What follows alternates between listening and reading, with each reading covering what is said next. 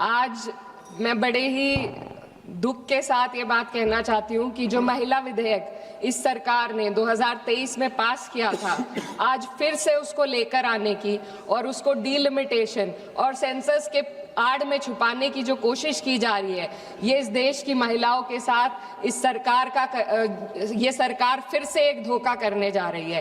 पहले 2034 में इन्होंने इसके इम्प्लीमेंटेशन को कहा, अब भी इनकी नीयत 2029 में इस बिल के इम्प्लीमेंटेशन की नहीं है। ये चाहते हैं कि ये लोग सिर्फ डीलिमिटेशन और अपने हिसाब से करने जा रहे सेंसस के आधार पे महिलाओं को उनके अधिकार देने से रोके। आज चिंता महिला आरक्षण की नहीं है। महिला आरक्षण बिल तो सर्वसहमति के साथ इसी सदन में 2023 में पास हो चुका है। चिंता इस बात की है कि आरक्षण की आड़ में मन मुताबिक डीलिमिटेशन से कैसे राजनीतिक लाभ उठाया जाए। माननीय अध्यक्ष महोदय, वर्ष 2023 में इसी सरकार ने देश को बताया था कि महिलाओं का आरक्षण केवल नई जनगणना और परिसमन के बाद ही लागू किया जा सकता है। इसे न्याय और सटीकता के लिए आवश्यक बताया गया, लेकिन अब मात्र 3 वर्षों के भीतर वही सरकार कह रही है कि नई जनगणना की कोई आवश्यकता नहीं है। इन 3 वर्षों में ऐसा क्या बदल गया? क्या संविधान बदल गया या सरकार की प्राथमिकताएं बदल गई? ये अचानक आई तत्परता महिलाओं के लिए नहीं है, बल्कि चुनावी लाभ के लिए है। पश्चिम बंगाल और तमिलनाडु जैसे राज्यों में चुनावी प्रक्रिया चल रही है, इसीलिए सरकार का यह बदलाव किसी ठोस बुनियाद पर आधारित नहीं, बल्कि शॉर्ट टर्म पॉलिटिकल माइलेज पर आधारित है। पहले कहा गया कि अपडेटेड आंकड़ों के बिना प्रतिनिधित्व अन्यायपूर्ण होगा, और आज उसी सिद्धांत को नजरअंदाज किया जा रहा है। ये और कुछ नहीं, सिर्फ और सिर्फ पॉलिटिकल अपॉर्चुनिज्म है। माननीय अध्यक्ष महोदय, इस विधेयक की सबसे बड़ी खामी यह है कि सरकार जानबूझकर पुराने आंकड़ों का उपयोग करना चाह रही है। जनगणना 2021 में होनी थी, लेकिन सरकार उसे कराने में विफल रही और अब उस गलती को सुधारने की बजाय देश के प्रतिनिधित्व को 2011 के आंकड़ों पर चलाना चाहती है, जो 2029 में 18 वर्ष पुराने हो जाएंगे। ये विधेयक आज के भारत को कल के आंकड़ों में ढालने की कोशिश है। जब नीति लोगों को उनके वर्तमान स्वरूप में देखना बंद कर देती है और उन्हें पुराने समय के आधार पर आंकती है, तो वह केवल असत्य ही नहीं बल्कि अन्यायपूर्ण भी हो जाती है। माननीय अध्यक्ष महोदय, हमारा संविधान एक स्पष्ट ढांचा प्रदान करता है। आर्टिकल 82 ये सुनिश्चित करता है कि परिसमन जनगणना के बाद हो, और आर्टिकल 81 और 170 ये सुनिश्चित करते हैं कि प्रतिनिधित्व जनसंख्या के आधार पर हो, ताकि हर वोट का सामान्य मूल्य रहे। लेकिन ये बिल सीधे एक व्यक्ति एक वोट के सिद्धांत को प्रभावित करता है।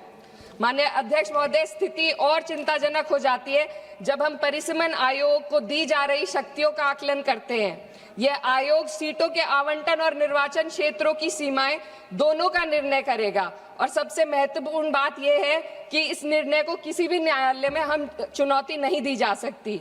इससे ऐसी स्थिति उत्पन्न होती है जहां सत्ता पक्ष पूरे देश के पॉलिटिकल मैप को अपने लाभ के लिए बदल सकती है, वे भी बिना किसी न्यायिक निगरानी के।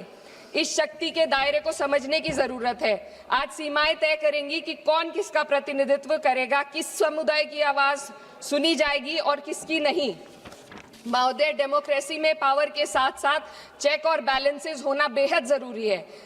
सरकार एक ऐसी संरचना बनाना जा रही है जहां पावर केंद्रित हो और जवाबदेही अनुपस्थित हो, और जब इतनी व्यापक शक्तियां बिना किसी निगरानी के दी जाती है तो ये केवल एक तकनीकी चिंता नहीं रहती, ये प्रतिनिधित्व की निष्पक्षता को प्रभावित करती है। माननीय अध्यक्ष महोदय, ये विधेयक लोकसभा की सदस्य संख्या को 50% बढ़ाने की बात करता है, लेकिन इतनी बड़ी वृद्धि संसदीय कार्य प्रणाली में किसी सुधार के इस सदन की प्रभावशालीता को कम कर सकती है। एक सदस्य के बोलने का समय घटेगा, समितियों के संचालन को कठिन हो जाएगा, और छोटे दलों के लिए अपनी बात रखना और चुनौतीपूर्ण होगा। मेरी मांग है कि सरकार संसदीय सत्रों के नंबरों को भी बढ़ाने का पहले गारंटी दे। अध्यक्ष महोदय, मैं बहुत जरूरी बात रखना चाहती हूँ, 2 मिनट दीजिए। महिलाएं कोई होमोजेनियस ग्रुप नहीं है, ये एक समान एक रूप समूह नहीं है। उनकी वास्तविकताएं जात, वर्ग और सामाजिक पृष्ठभूमि से निर्धारित होती हैं। फिर भी यह विधेयक इस वास्तविकता को नजरअंदाज करता है और पीड़ित समुदाय, विशेषकर ओबीसी महिलाओं को पूरी तरह बाहर कर देता है, जो इस देश की बहुत बड़ी आबादी है। ये इस विधेयक की संरचना में एक गंभीर कमी है। सोचिए एक ऐसी युवा महिला, सर 2 मिनट्स, जो पिछड़े वर्ग या अल्पसंख्यक परिवार से आती है, जो अपने घर में पहली बार पढ़ाई कर रही है, पहली बार घर से बाहर निकलकर सार्वजनिक जीवन का सपना देख रही है। उसके पास ना संसाधन है, ना नेटवर्क है, ना राजनीतिक समाधान है।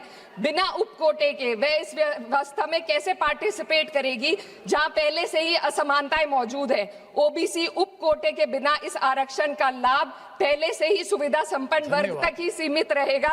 वंचित समुदाय की महिलाओं को एक बार फिर हाशिए पर धकेल दिया जाएगा। अध्यक्ष महोदय, नेताजी स्वर्गीय मुलायम सिंह यादव जी ने हमेशा स्पष्ट रूप से कहा कि सामाजिक न्याय के बिना, ओबीसी कोटे के बिना महिला आरक्षण का लाभ सिर्फ एक सीमित दायरे तक रह जाएगा। मेरी इसी के साथ साथ कुछ मांगे हैं जो मैं इस सदन में रखना चाहती हूँ। महिला आरक्षण विधेयक की, sir, just too important. No, you have taken sir, just 7 too minutes. important. No, sir, 7. concluding. Already you have taken sir, 7 just minutes. too important demands.